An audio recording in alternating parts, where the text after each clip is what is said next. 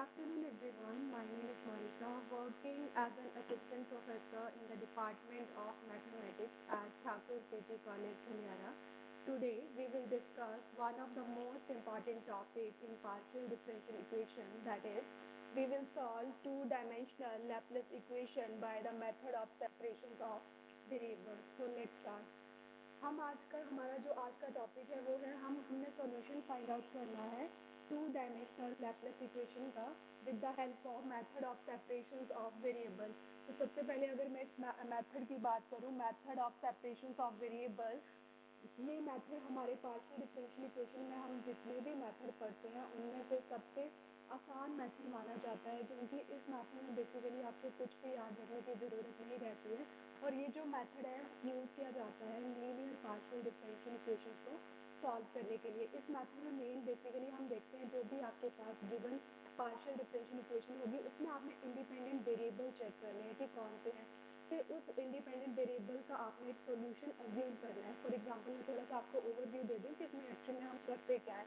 तो हमारे पास एक इक्वेशन है, सपोज करो curl u upon curl x is equal to curl u upon curl t plus curl square u upon curl t square. ठीक है, ये हमारे पास एक लीनियर पार्शियल डिफरेंशियल इक्वेशन है। यहाँ पे u जो है हमारे पास डिपेंडेंट वेरिएबल है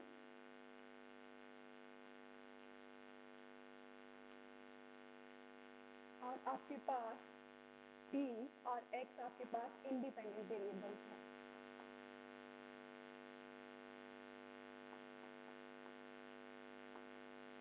अब आपको क्या करना है, इसका एक सॉल्यूशन अज्यूम करना है as a product of independent जो भी आपके पास वेरिएबल होंगे। तो आपके पास म्यू डिपेंड कर रहा है x और t पे, तो आपने जो इसका सॉल्यूशन अज्यूम करना है which is equal to x is a function of x alone and capital T is a function of t alone. जैसे भी इसका नाम है method of separation of variable, यहाँ पे आप देख सकते हैं कि जो इसका सॉल्यूशन है वो सेपरेट हो रहा है दो फंक्शन से। x जो है सिर्फ x के ऊपर डिपेंड कर रहा है और t जो है वो सिर्फ t के ऊपर डिपेंड कर रहा है। जैसे जैसे हम इस मेथड को करते जाएंगे आप लोगों को आइडिया लगता जाएगा इस मेथड में एक्चुअल में हमने करना क्या होता है।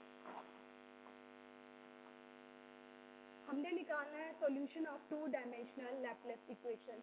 तो जैसा कि हम सभी जानते हैं कि जो हमारे पास टू डायमेंशनल लैप्लेस इक्वेशन होती है वो हमारे पास होती है del square u is equal to 0. That is, we can write this equation as uxx plus uyy is equal to 0. Give it equation number 1. This equation is known as two-dimensional Laplace equation. आप इस equation को ऐसे भी लिख सकते हैं curl square u upon curl x square plus curl square u upon curl y square is equal to 0. This equation is known as two-dimensional Laplace equation. अब आपको क्या करना है, इस इक्वेशन का सॉल्यूशन फाइंड आउट करना है with the help of method of separation of variable. तो मैंने आपको पहला जो मेन स्टेप इसमें रहता है method of separation of variable में आपने देखना है कि आपके पास इंडिपेंडेंट वेरिएबल्स कौन से हैं और डिपेंडेंट वेरिएबल्स कौन से हैं। तो यहाँ पे हमें पता चल रहा है u जो है आपके पास यहाँ पे डिपेंडेंट वेरिएबल है, u डिपेंड कर रहा है x और y के ऊपर और x और y आपके पास क्या है, इंडिपेंडेंट वेरिएबल।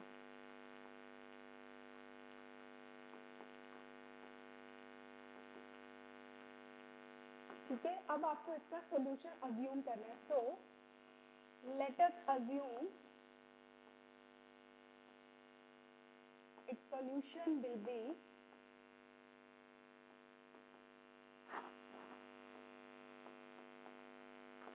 आपके पास दो फंक्शन है X and Y, U depend कर रहा है एक्स और वाई पे, U X Y is equal to x is a function of x alone and capital Y is a function of y alone. Give it equation number 2. ये आ गई आपके पास equation number 1, ये आ गई इक्वेशन नंबर 2। अब हम बोल रहे हैं कि ये वाला जो है वो इस जो हमारे पास गिवन पार्शियल डिफरेंशियल इक्वेशन है इसका सॉल्यूशन है, जिसमें ये इसको सेटिस्फाई करेगा। तो जब ये इसको सेटिस्फाई करेगा तो हम लेके चलेंगे, यहाँ से हमने वैल्यू फाइंड आउट करनी है। हमें चाहिए यू एक्स एक्स, ठीक है, और हमें चाहिए you Y Y.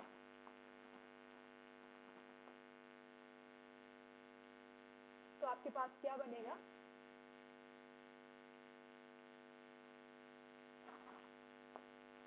First equation आपके पास आई del square u is equal to 0, that is u x x plus u y y is equal to 0. इसका आपने इक्वेशन नंबर 2 दिया, 1 दिया सॉरी, और इसका जो आपने सोल्यूशन अज्यूम किया वो आपने किया u x y is equal to x is the function of x alone and capital Y is the function of y alone. Give it equation number 2.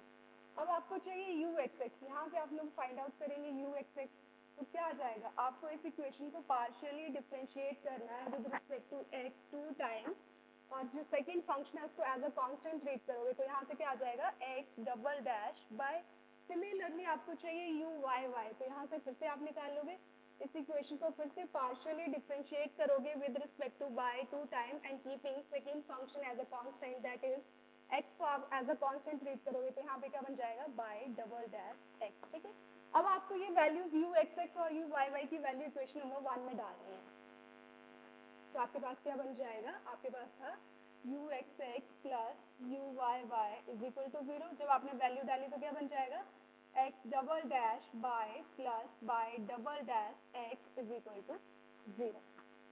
अब आपको क्या करना है इसमें कि x वाली टर्म्स को आपको एक तरफ रखना है और y वाली टर्म्स को एक तरफ करना है, तो क्या मिलेगा आपको यहाँ से x double dash upon x is equal to minus bye double dash upon Y, मान लो किसी कांस्टेंट के बराबर है, सपोज करो तो ये लैम्डा के बराबर ले लिया हमने, और लैम्डा को हम यहाँ पे बोलते हैं separation constant.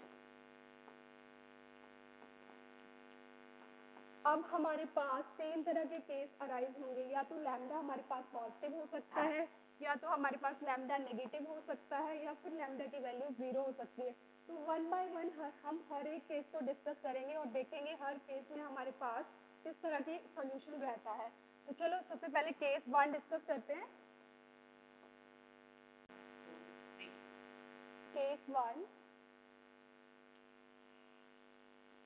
when lambda is positive, तो जब लैम्डा की वैल्यू पॉजिटिव है तो हम मान के चलते हैं lambda is equal to N square लेके चलेंगे फर्स्ट केस के लिए. तो आपके पास क्या इक्वेशन बन रही थी, x double dash upon x, ये आ रहा था आपके पास एन स्क्वायर के बराबर. सिमिलरली दूसरी क्या बन रही थी, Y double dash upon bye is equal to N square. ठीक है, अब इस इक्वेशन को सॉल्व करेंगे तो यहाँ से क्या आ जाएगा x double dash minus N square x is equal to 0, which implies, इस इक्वेशन को आप कैसे लिख सकते हो, D square x upon D x square minus N square x is equal to 0. अब ये जो इक्वेशन बन रही है हमारी कैसी इक्वेशन बन रही है, सेकेंड ऑर्डर की ऑर्डनरी डिफरेंशियल इक्वेशन बन रही है, और ऐसी इक्वेशन हमने काफ़ी सॉल्व की हुई है. तो यहाँ पे हमारे पास क्या आ जाएगा, इसकी एक्सिलरी इक्वेशन क्या बनेगी इस इक्वेशन की, N square minus N square is equal to 0. अब यहाँ से आप लोग रूट फाइंड आउट करेंगे तो m is equal to M square is equal to N square, और m इज इक्वल टू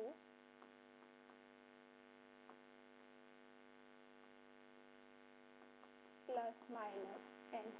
तो यहाँ पे हमारे पास कैसे रूट्स आ रहे हैं, हमारे पास जो रूट्स आ रहे हैं वो रियल और डिस्टिंक्ट आ रहे हैं.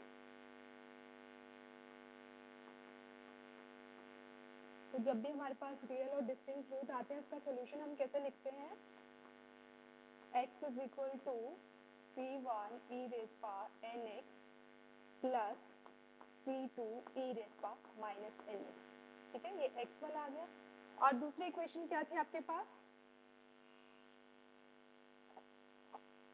दूसरी इक्वेशन हमारे पास थी minus bye double dash upon bye is equal to N square. इसको भी वैसे सेम सॉल्व करोगे, minus bye double dash minus N square Y is equal to 0, यहाँ से माइनस कॉमन ले लो, क्या बन जाएगा bye double dash plus N square Y is equal to 0. अब इस इक्वेशन को फिर से कैसे लिख सकते हो, D square Y upon D bye square plus N square Y is equal to 0. ये वाली इक्वेशन फिर से कैसे बन रही है, सेकेंड ऑर्डर की ऑर्डिनरी डिफरेंशियल इक्वेशन बन रही है. तो फिर से वापस इसकी एक्सिलरी इक्वेशन क्या बनेगी, M square plus N square is equal to 0, which implies M square is equal to minus N square, और यहाँ से क्या रूट्स आ जाएंगे, m is equal to plus minus N iota. तो जब भी हमारे पास इस तरह के रूट बनते हैं आयोटा की फॉर्म में, हम कैसे लिखते हैं solution, Y is equal to C1 C2 already use कर लिए, C3 cos ny plus C4 sin ny। ठीक है, तो ओवरऑल हमारे पास सोल्यूशन क्या बना, क्या सोल्यूशन लेके चल रहे हैं हम, u x y is equal to product लेके चल रहे हैं दोनों फंक्शंस का। तो क्या सोल्यूशन आया आपके पास इस केस में, C1 e raise power nx plus C2 e raise power minus nx into y की क्या वैल्यू आई आपके पास, C3 cos ny plus C4 sin ny। इसको इक्वेशन नंबर 3 दे दो। तो ये तो बात हुई जब हमने लैम्डा को पॉजिटिव लेके हम जब चले तो हमारे पास ये सॉल्यूशन आ रहा है। ठीक है, अब हम केस सेकंड डिस्कस करेंगे। Case second when lambda is equal to 0, जब लैम्डा की वैल्यू हमारे पास 0 के बराबर है, तब क्या बनेगा आपके पास, क्या लेके चल रहे थे, x double dash upon x, lambda के बराबर लेके चल रहे थे, तो यहाँ 0 के बराबर आ जाएगा। तो यहाँ से क्या बनेगा, x double dash is equal to 0। इस इक्वेशन को कैसे लिख सकते हो, D square x upon D x square is equal to 0। Similarly जो दूसरा हमारे पास लेके चले थे वो क्या था, minus bye double dash upon bye is equal to 0। जब इसको सॉल्व करोगे तो क्या आ जाएगा, bye double dash is equal to 0। और इस इक्वेशन को फिर से कैसे लिख सकते हो, D square Y upon D bye square is equal to 0। अब यहाँ से हमने x की वैल्यू फाइंड आउट करनी है और यहाँ से हमने y की वैल्यू फाइंड आउट करनी है। तो इसके लिए क्या करना पड़ेगा, इसको इंटीग्रेट करना पड़ेगा। तो जब फर्स्ट टाइम इसको इंटीग्रेट करोगे तो क्या आएगा, dx upon dx is equal to किसके बराबर आ जाएगा, C4 तक हमने यूज कर लिए, C5 के बराबर आ जाएगा। सिमिलरली अब इसको एक बार फिर से हमें वापस इंटीग्रेट करना पड़ेगा। तो आपके पास क्या आएगा, x is equal to C5x plus C6, ये आ गया x के केस में। और जब y के केस में इसको फिर से इंटीग्रेट करोगे तो क्या बनेगा, dy upon dy is equal to C5 C6 use करिए, C7 लेके चलो एंड फिर से दोबारा फिर से इंटीग्रेट करना पड़ेगा y की वैल्यू फाइंड आउट करने के लिए। तो क्या आएगा, y is equal to C7y plus C8। x के केस में हमारे पास सोल्यूशन आया C5x plus C6 and y के केस में आया C7y प्लस C8। अब ओवरऑल सोल्यूशन फिर से लिखना हमने इकट्ठा करके, तो क्या बनेगा, u x y is equal to C5x plus C6 into C7y plus C8। तो ये सॉल्यूशन हमारे पास तब आ रहा है जब हम लैम्डा की वैल्यू को 0 लेके चल रहे हैं। ठीक है, अब हमारे पास लास्ट केस बचता है विच इज हमें डिस्कस करना है जब लैम्डा की वैल्यू हमारे पास नेगेटिव होगी। केस थर्ड, अब हमारे पास है केस थर्ड।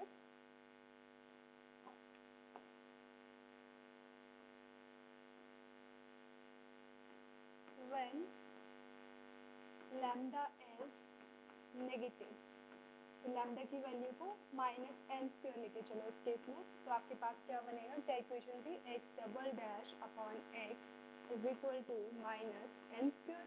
तो इसको सॉल्व करोगे तो क्या मिलेगा, x double dash upon x plus N square is equal to 0 which implies x double dash plus N square x is equal to 0 which also implies, इस इक्वेशन को कैसे लिख सकते हो, D square x upon D x square plus N square x is equal to 0।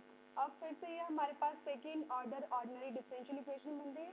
तो इसकी auxiliary equation आपके पास क्या बनेगी, M square plus N square is equal to 0 which implies M square is equal to minus N square which implies m is equal to plus minus N iota. तो कैसे roots आ रहे हैं आपके पास, iota की फॉर्म में आ रहे हैं। तो फिर से आपके पास क्या सोल्यूशन आएगा, जब भी आयोटा की फॉर्म में बनते हैं तो हमारे पास इस तरह का सोल्यूशन आता है, x is equal to C9 cos nx plus C10 sin nx। तो ये सोल्यूशन आ गया x के केस में।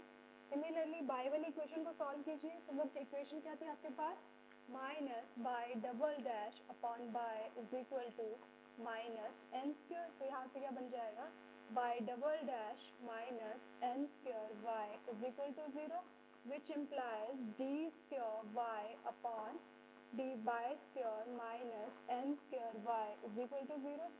अब फिर से ये second order ordinary differential equation बन रही है। इसकी ऑक्सिलरी इक्वेशन क्या आएगी आपके पास, m square minus N square is equal to 0 which implies m is equal to plus minus n. तो फिर से रूट्स कैसे आ रहे हैं, रियल एंड डिस्टिंक्ट। तो जब भी हमारे पास रियल और डिस्टिंक्ट रूट आते हैं तो हम सॉल्यूशन कैसे लिखते हैं, y is equal to C11 e raise power n y plus C12 e raise power minus n y। तो ओवरऑल सॉल्यूशन अब आपके पास क्या बनेगा, u x y is equal to C9 cos nx plus C10 sin nx into C11 e raised power ny plus C12 e raised power minus ny। एक बार overall मैं solution लिख देती हूँ, आपके पास क्या सॉल्यूशन आ रहे हैं हमारे पास ओवरऑल। फर्स्ट जो हमारे पास सॉल्यूशन आया वो आया u x y is equal to C1 e raised power nx plus C2 e raised power minus nx into C3 cos ny plus C4 sin ny।